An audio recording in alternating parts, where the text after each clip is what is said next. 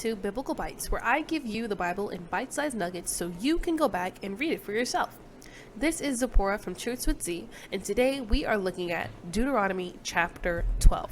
I'm going to read some for you and then give you some very insightful insight that is literally life transforming. So let's go. Be careful to follow these statutes and the ordinances in the land that the Lord, aka Yahweh, the God of your fathers, has given you to possess all the days you live in the earth. Destroy completely all the places where the nations that you are driving out worshipped their gods, on the high mountains and on the hills and under every green tree. Tear down their altars, smash their sacred pillars, burn their Ashtoreth poles, cut down their carved images of their gods, and wipe out their names from every place.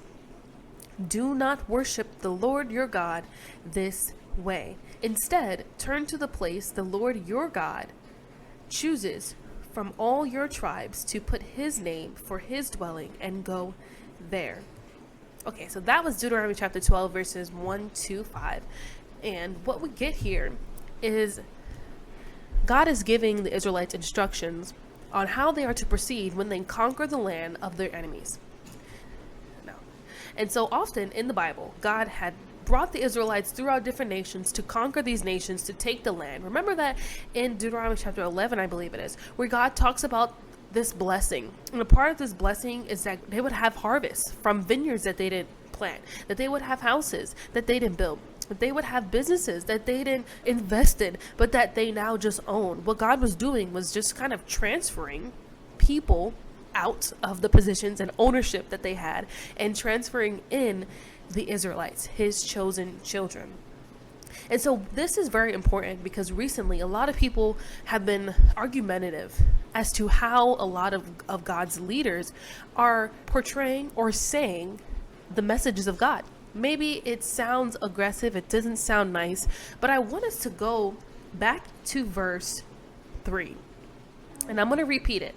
And it says, tear down their altars, smash their sacred pillars, burn their Ashtoreth poles, cut down their carved images of their gods, and wipe out their names from every place. So what God is literally telling us here is to go aggressively. I mean, let's look at the verbiage, the diction that God uses here in verse 3. It says tear down. Tear down means tear it down, like rip it down. He didn't say gracefully remove. Do not rip paper. Do not damage. With purpose, preserve it just so that it could be burned. No, God said tear it down. He said burn it all. Cut it down. Cut down the carved images, which means that the people weren't just cutting it down from the feet. They were cutting it into pieces, because the truth is that these things are detestable to God.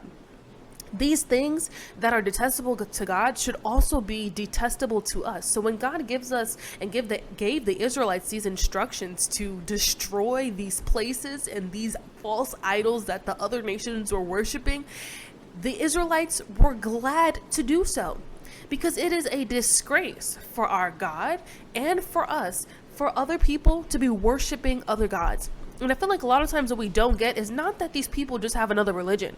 It's not that they just believe in something else.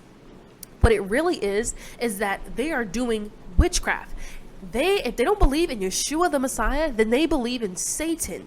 They believe in the devil. And the devil's purposes are anti what God's purposes are. And so God's purpose is to love, to give us love and joy and peace. We see that with the fruit of the Spirit. But then Yeshua said he came to give us life and life more abundantly. And so Satan's goal is the opposite of that, in which his plan is to steal, kill, and destroy. And so he is not only killing and destroying God's children, but also everyone who is for him. Those that may be vacillating, those that are not 100% sure if they believe in God, or maybe they're agnostic, or maybe they believe in that thing and this thing and that thing.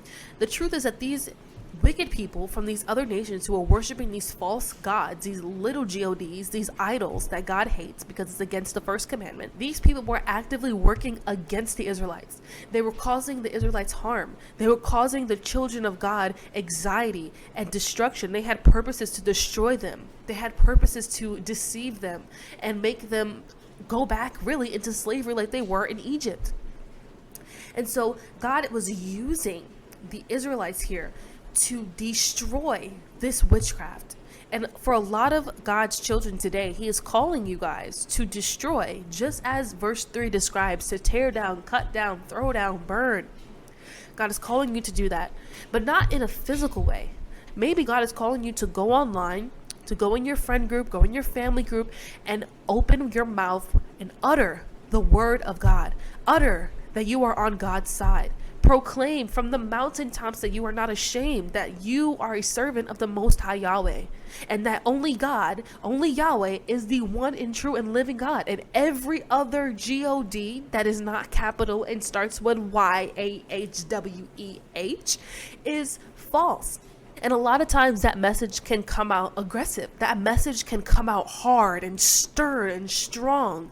And it's because we as believers, this responsibility, this duty that God gives us is important. It is important. It is one of the greatest assignments that God could ever give us. And we should take so much joy and happiness and zeal to do this work of tearing down the false altars. Because truly, this is what the first step was into the promised land for the Israelites. This is what they had to do. They had to come and clean out the wickedness. They had to clean it out. And so, guys, this is Deuteronomy chapter 12. This was verses 1 to 5. And I encourage you guys to go read this for yourself. The entire book of Deuteronomy is honestly so insightful. It's filled with so much wisdom, so much knowledge, so much instruction that God has for his children today. I encourage you guys to go read it for yourself. Ask God what it is that your assignment is before the children of the Most High get into the promised land. There's a promised land here on this earth, and God has an assignment for each and every one of us, and it's important that we do it. Imagine if the Israelites who were assigned to go and tear down these altars slacked a little bit. And so the false idols and demonic spirits of, say, for instance, depression and fear and murder and rape had stayed in those places. And then all the Israelites came to move into those houses where those demonic spirits were. That would have caused chaos. And so it's important for us to not only listen to God for our assignment, accept our assignment, understand that assignment, and complete it with exquisite excellence so that we can hear well done. That is Deuteronomy chapter 12, guys. Go read it for yourself. Thanks.